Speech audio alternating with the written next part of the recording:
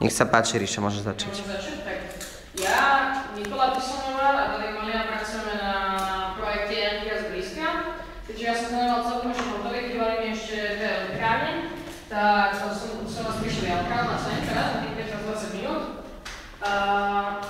Ja robím konkrétne projekt na tej Dunajovej elektrárne, čiže najväčšia, najatmovejšia, najmenšia, najkomplickejšia. A mám myslel som si tu zopár, samozrejme, že zobral som si najatomovejšiu ako prvú. Ten sa nachádza v Jaslovských Bohuniciach. Má 8 tých komínov, cez toho ide, štiepa sa tam atómy, čo sa potom vyrába atomová energia. Táto elektrárne je nebezpečná. Viete, v akom meste sa nachádza blízko?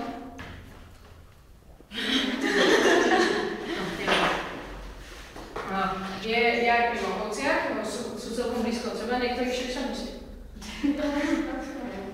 Tak, nachádza sa blízko pri Mokovciach, niektorí tvrdia, že Mokovce sú tiež atomová elektrárne, a to nie je pravda, je jadrová elektrárne. Stále tiež tam má 10 komínov týchto parných a aj to kvôli tomu viete, čo tam slúžia pri tých elektrárniach tie komíny?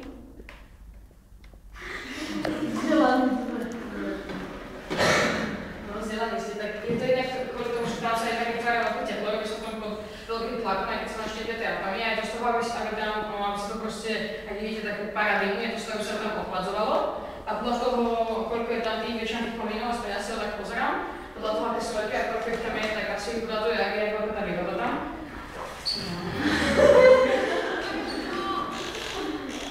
Tak, podľa toho, jaká výhoda tam. Potom som si vybral ešte Rimavskú Sobotu. Rimavská Sobota je jedna z najmenších elektrární na Slovensku. Neveria sa to úplne, že na kilometr, ktorá je najmenšia, ale o tejto Rimavskej Sobote, na mesta Rimavská Sobota sa hovorí, že je to najmenšia a ona je to, viete čo to je? Viete, jak sa nazýva to sa ešte solárne panely. Hej, dobre. Áno, vytváram solárnu energiu, navyše, vieš, čo to znamená? Solárna elektrárne sa nám hovorí.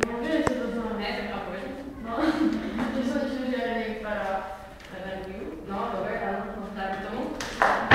A vlastne nie je to jedna elektráreň, ono je to na týchto úsekoch a je to na 6 domoch.